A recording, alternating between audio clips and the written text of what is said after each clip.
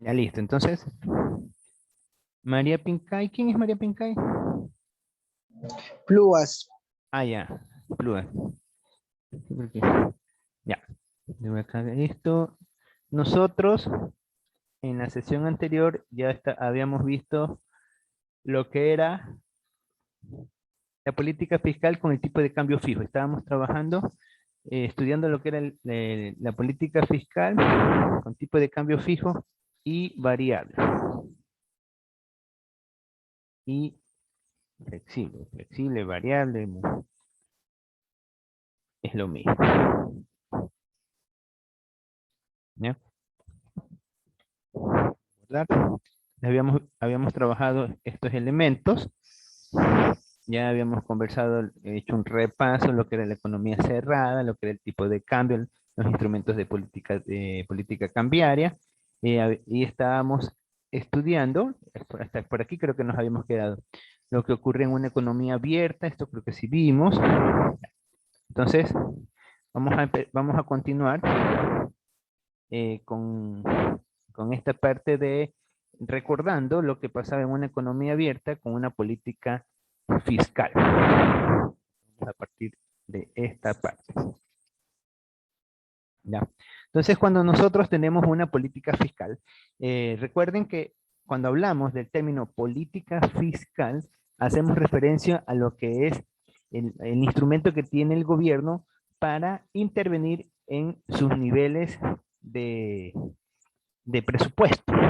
Y lo hace a través del gasto público o a través de la tasa impositiva. Entonces vamos a tener aquí que si hay un aumento del gasto público, es decir, que si el gobierno decide realizar mayor inversión pública, decide aumentar algún subsidio o decide implementar la construcción de algún elemento en el cual se va a contratar bastante mano de obra, entonces, o incrementar salarios, todos estos elementos constituyen el gasto público y un aumento del gasto público es el equivalente a una política fiscal expansionista.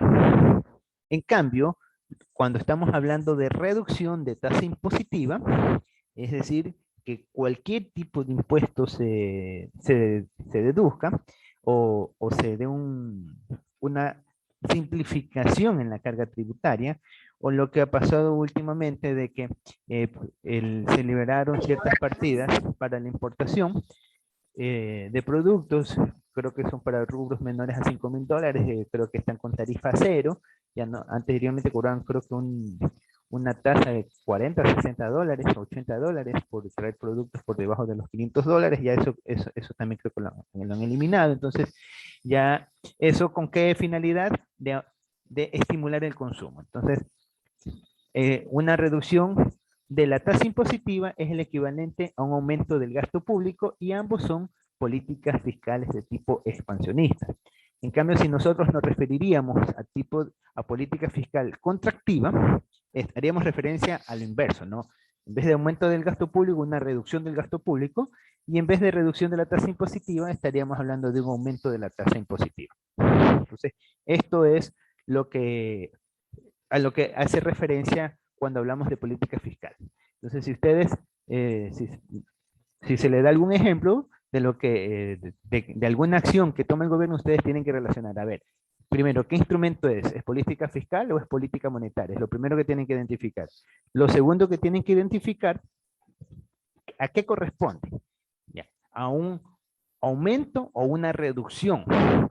Si es expansionista, es porque estás aumentando el flujo de recursos que entran a la economía. Y estos flujos de recursos aquí, en este caso, van a afectar un aumento del gasto público. ¿A quién va a afectar directamente? Va a afectar directamente a la curva IS. Es el primer efecto que se va a generar en la curva IS. En una reducción de la tasa impositiva, ¿a quién va a generar? Directamente a la curva IS. ¿Por qué? Porque es la parte del mercado, los productos, es donde va a afectar primeramente. Por eso, cuando hablamos de política fiscal, nosotros estamos hablando de los instrumentos necesarios para controlar el movimiento o el efecto de la curva IS. ¿Sí? Vamos a ver que cuando estamos hablando en cambio de política monetaria, nos estamos refiriendo a el control o el manejo de la curva LM. ¿Sí?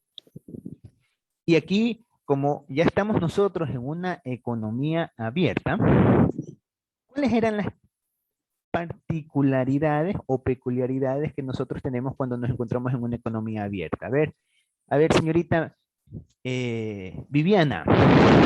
Viviana, buenos días. Buenos días. Buenos días, Viviana. A ver, Viviana.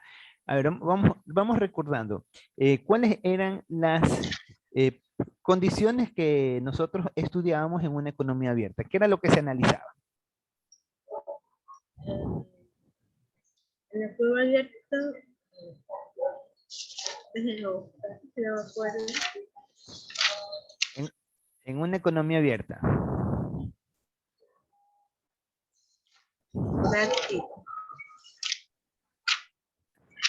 ¿Qué tal? A ver. A ver, en una economía abierta se relaciona con otras monedas. Ya ahí tenemos la interacción de la moneda nacional con moneda internacional, por lo tanto vamos a tener el tipo de cambio, ¿no? Listo, listo, Viviana. A ver, Gardenia, usted alzó la mano, le escucho. Tiene la Sí, palabra. pero también estábamos con lo que es exportaciones, las importaciones. También hablábamos también sobre el dinero que hay en el mundo y todo lo que tiene que ver con lo nacional y lo internacional.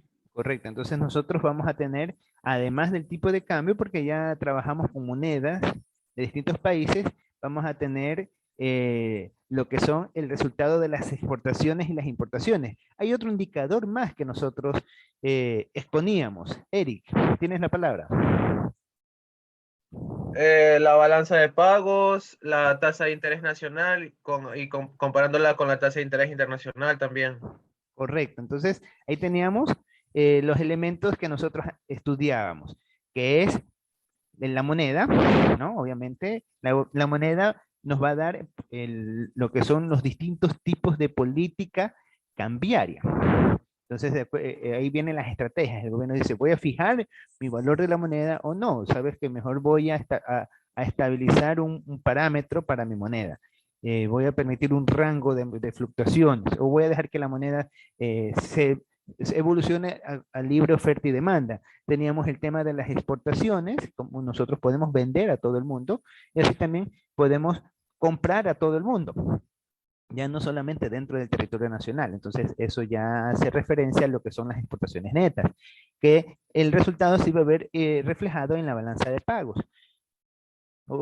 Y acuérdense que también nosotros partíamos del punto de análisis de que la movilidad de capital es perfecta, es decir, los capitales no se desplazan y no se contraen. Simplemente, si uno quiere mover los recursos de un lugar a otro, no va a tener mayores restricciones o algún tipo de restricciones. Y la otra, y la última condición, o por decir una de las condiciones más importantes, era qué pasaba con la tasa de interés. Recuerden que en economía cerrada nosotros decíamos la tasa de interés es nacional y lo que pase con la interés nacional, la tasa de interés nacional, iba a influenciar directamente en las decisiones de consumo interno. Pero ahora, como estamos con el resto del mundo y la movilidad de capitales es libre, entonces los ciudadanos nacionales pueden decidir comprar en cualquier parte del mundo, porque los costos de transferencia de capital son relativamente bajos, son casi imperceptibles y pueden hacerlo con total facilidad. Y de igual manera, todos los personajes del resto del mundo pueden trasladar sus recursos a la economía nacional. Entonces, todo esto va a estar influenciado por lo que es la tasa de interés internacional, ¿sí? Entonces, aquí nosotros tenemos en el eje de las Y, sabemos que esta refleja la tasa de interés nacional. Esta es la tasa de interés nacional. El eje de las X va a reflejar a los niveles de producción que maneja la economía, que también en otras posiciones lo sabemos representar con la letra Q. Y la balanza de pagos es el que nos va a indicar cuál es la tasa de interés internacional. Cuando nosotros estamos en un equilibrio inicial, nos encontramos, por ejemplo, en este punto es sub 0, ¿sí? es donde se establece el primer equilibrio, el equilibrio básico en el cual empezamos el análisis. Tenemos el mercado de bienes, el mercado financiero, y está en equilibrio con la balanza, con la movilidad de capitales. Nosotros tenemos en este punto que donde la tasa de interés nacional, les voy a poner aquí para que lo puedan visualizar, acá está. Ay, no sé por qué no se escribió. No quiere escribir. Texto. No sé por qué no me quiere permitir escribir. No sé por qué no me quiere permitir escribir, no entiendo. Voy a dejar de compartir un momento. A ver si al volver a poner ya me permite.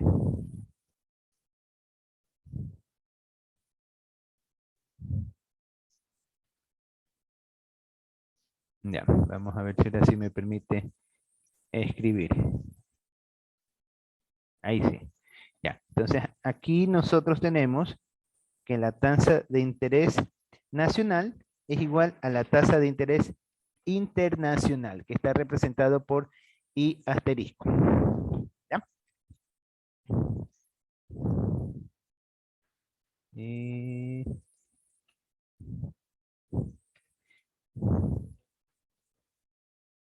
Creo que me pasé. Un ratito. Ya esto ya vimos. Buenos días. Acá. Sí, ya, aquí estamos. Ya. Entonces, aquí nos encontramos ante una política fiscal expansionista, ¿no? Entonces, la política fiscal expansionista, nosotros lo que hacemos es liberar recursos a la economía. Habíamos mencionado que esta tasa de interés nacional es igual a la tasa de interés internacional y es el lugar en donde se encuentra en equilibrio el mercado con los distintos mercados, el mercado financiero con el mercado de bienes respecto a la tasa de interés nacional y la tasa de interés internacional. Entonces, viene el gobierno y decide aplicar una política fiscal expansionista, es decir, decide aumentar el gasto público o reducir la tasa de impuestos, o hacer uno, o hacer otro, o hacer ambos. Pero en el efecto global hace una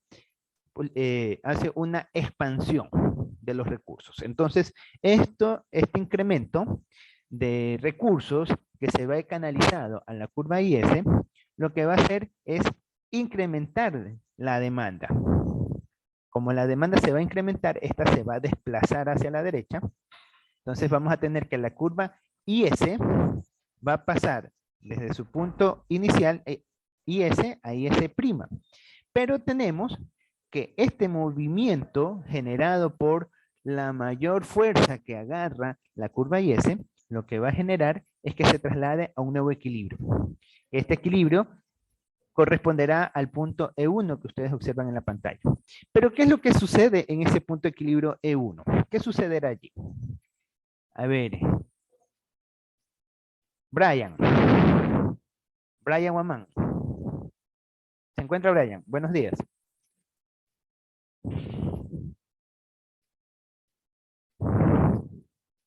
No está Brian. José Mero.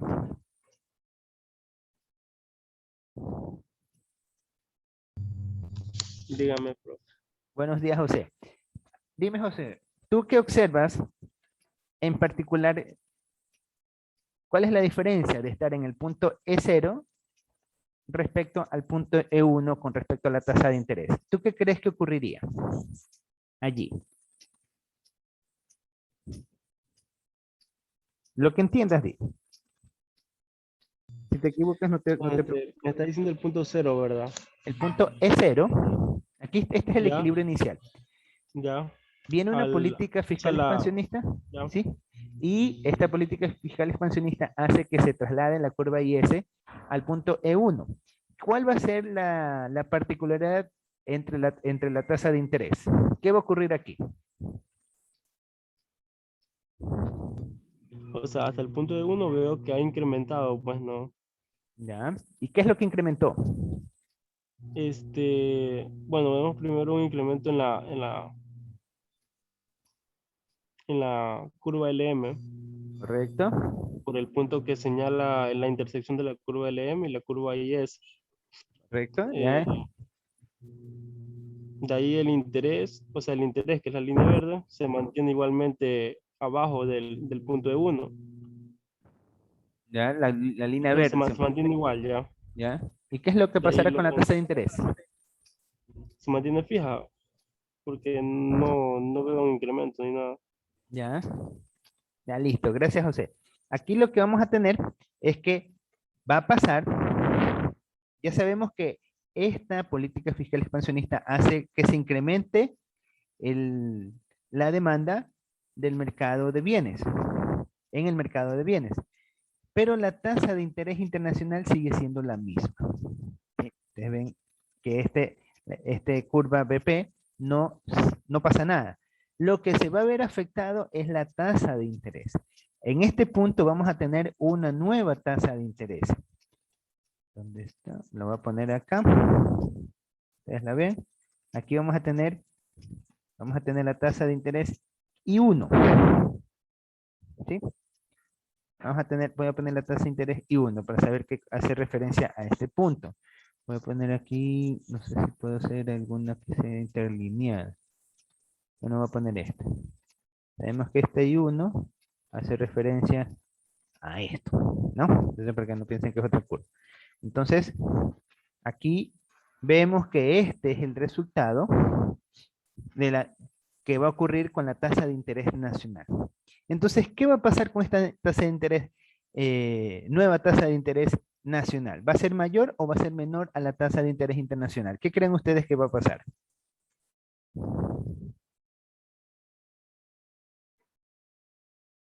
Doris, ¿la tasa de interés nacional será mayor o será menor a la tasa de interés internacional? En este caso, Doris Lizardo creo que era.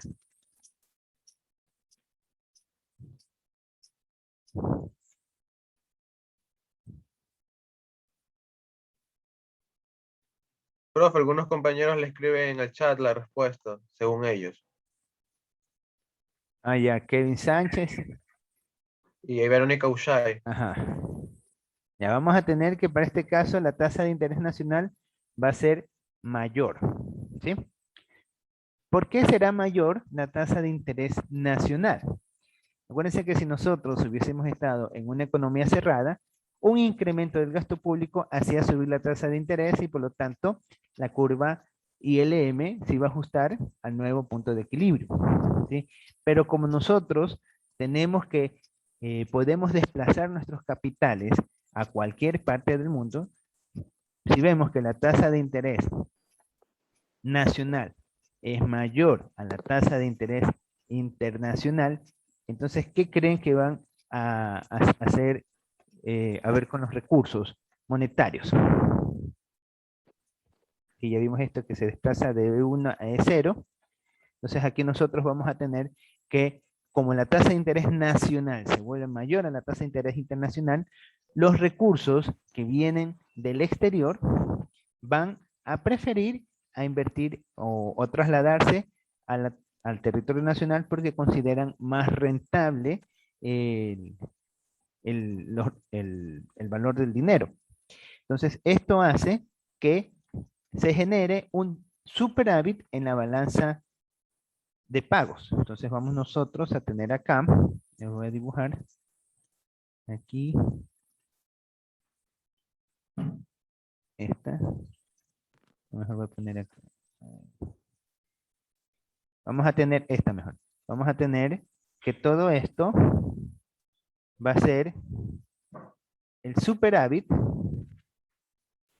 Esto de aquí va a ser aquí lo voy a poner. Esto va a ser un superávit. ¿Sí? Toda esta zona franjeada va a ser el superávit que se va a generar en la balanza de pagos. Entonces, este superávit lo que va a hacer es que sacar esto.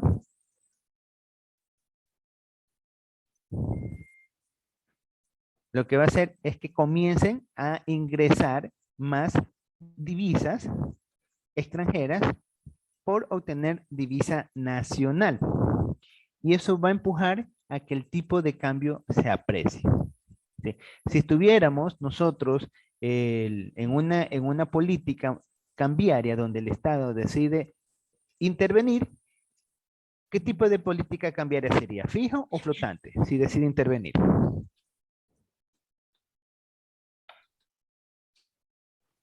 Fijo, Fijo, ¿no? Y si no decide intervenir, sería flotante. Entonces, flotante. si estuviéramos en un tipo de política fiscal flotante, lo único que va a ocurrir es que el precio se estabilizaría en estos niveles. Pero como estamos en un tipo de política fiscal fija, el gobierno dice, no, un momentito, yo aquí voy a intervenir y no quiero que pase esto. Entonces, ¿cómo el gobierno interviene? Comprando moneda extranjera. Entonces, comienza a comprar moneda extranjera y vende moneda nacional. Entonces, como están enviando más recursos monetarios al exterior, o sea, al exterior, lo que está haciendo es incrementando la curva LM.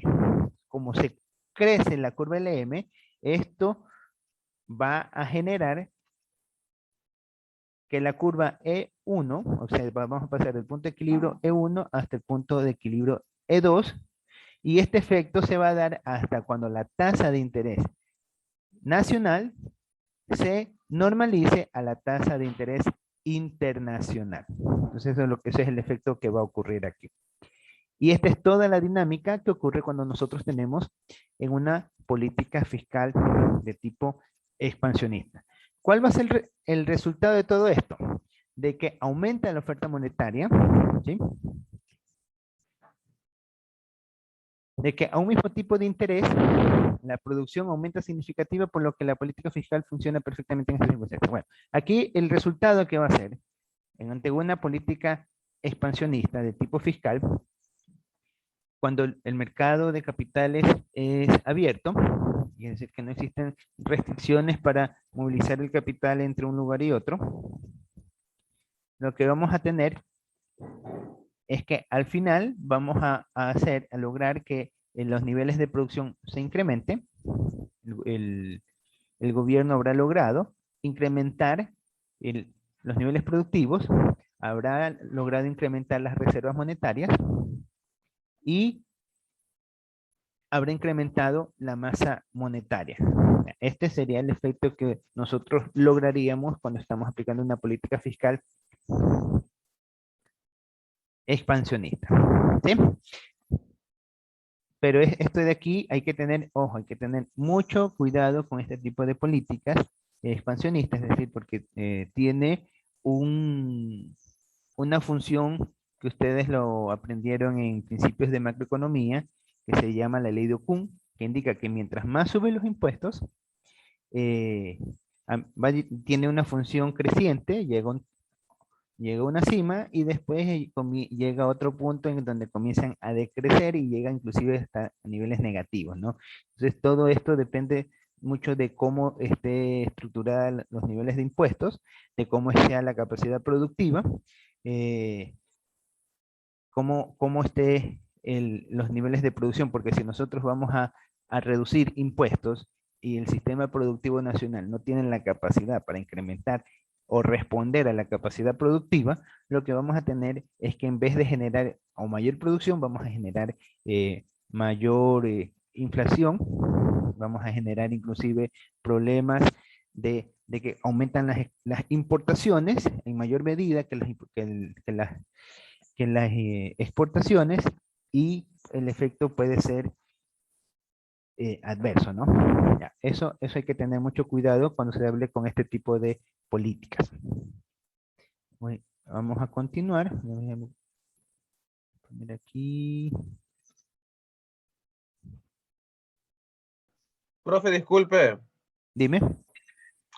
Si no existiera, si esto fuera un tipo de cambio flotante, entonces ya no existiría el equilibrio E2, no se quedaría en el equilibrio E1, y ese sería el nuevo equilibrio, si fuera de esta gráfica, si fuera de tipo cambio flotante, ¿verdad? Si fuera tipo de cambio flotante, lo que va a ocurrir, llegamos a este punto. En este punto, qué está pasando? Se vuelve más rentable, ¿qué cosa? La moneda, o sea, comprar en moneda La moneda nacional. nacional. Entonces, ¿qué es lo que van a hacer los agentes económicos? Van a empezar a comprar productos, eso todavía no lo hemos visto, pero para contestar tu pregunta, en tipo de cambio flotante, los agentes económicos primero lo que hacen es cambiar moneda internacional por moneda nacional. ¿Para qué? Para comenzar a comprar productos. Eso hace obviamente este traslado. Luego los agentes económicos comienzan a comprar productos del exterior para traerlos acá a la parte nacional. ¿Con qué finalidad? De aprovechar este rendimiento adicional que están teniendo. Entonces, eso va a generar que en el mercado monetario comiencen a comprar, a comprar no divisas, sino a comprar instrumentos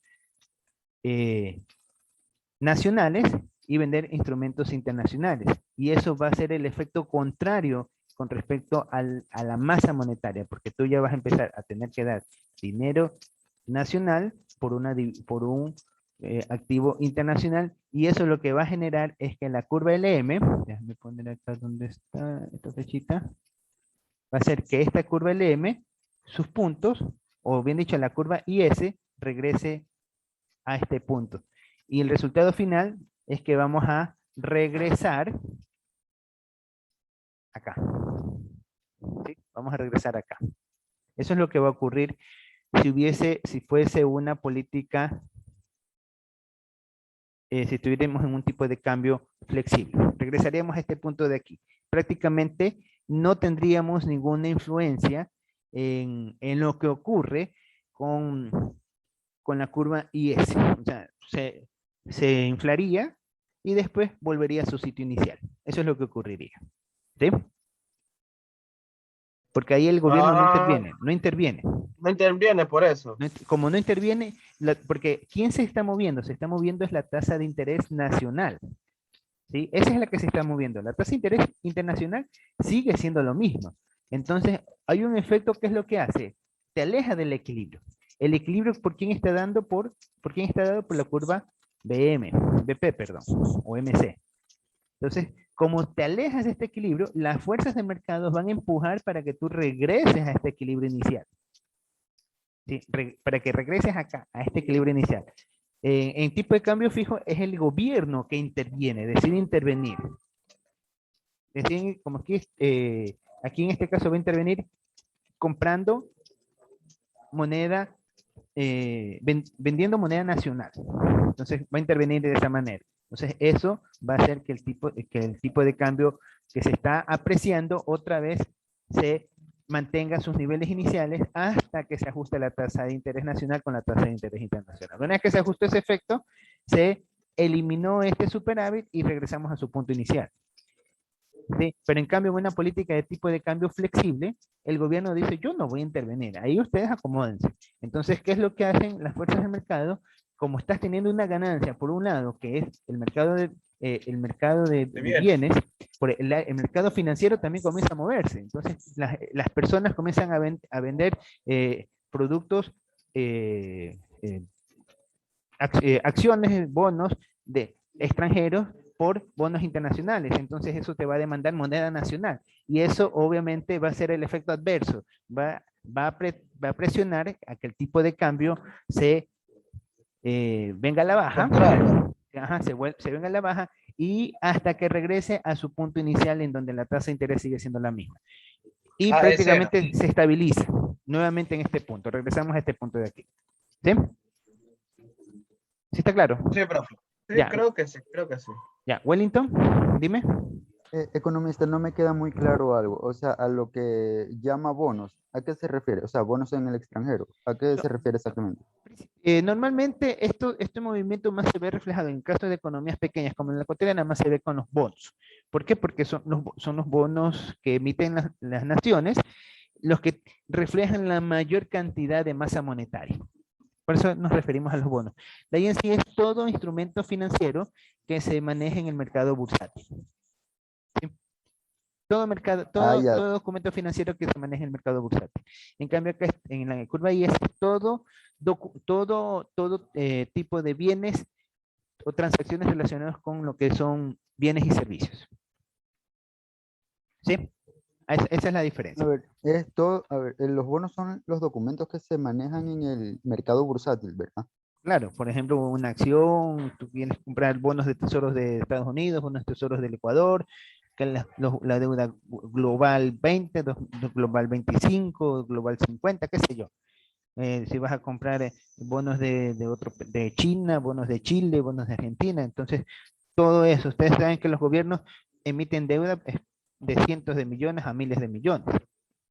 Entonces, Claro, y a lo otro que hablaba que se refería para aquí, dijo otra parte de lo del ¿cuál? mercado bursátil, ¿Cuál? que aquí se le llama de otra manera. No lo escucho muy bien.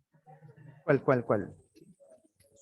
Ay, hace un ratito dijo algo, pero es que no recuerdo bien, porque usted dijo que era todo documento que se maneja en el mercado bursátil, y luego Ajá. dijo Tenemos, algo más, tenemos en el mercado que bursátil, aquí se lo llama, no recuerdo muy bien cómo dijo. bueno, aquí los documentos o los tipos, sí, los documentos que se manejan en el mercado financiero. El mercado financiero es el mercado bursátil, ¿no? El mercado financiero es donde se venden, donde se negocian, por ejemplo, tenemos los swaps, tenemos los leasing, tenemos los factoring, tenemos acciones, acciones nominales, acciones especiales, acciones preferenciales, acciones comunes, tenemos lo que son bonos, tenemos, bueno, todo instrumento, tenemos los swaps y un poco de instrumentos que los futuros, todo ese tipo de documentos son los que se negocian en el mercado bursátil, que corresponde a la parte del mercado financiero, ¿sí?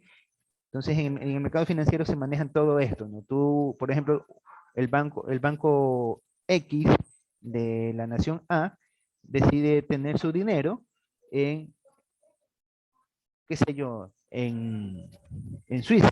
Va y pone su dinero en Suiza, porque tiene la seguridad que en Suiza no le van a tocar su dinero, pase lo que pase. Como es paraíso fiscal, no le van a tocar el dinero. Entonces tiene allá su dinero, pero no es que coge el dinero, emite 100 millones y vía avión le manda los 100 millones, ¿no? Eso no lo hace así.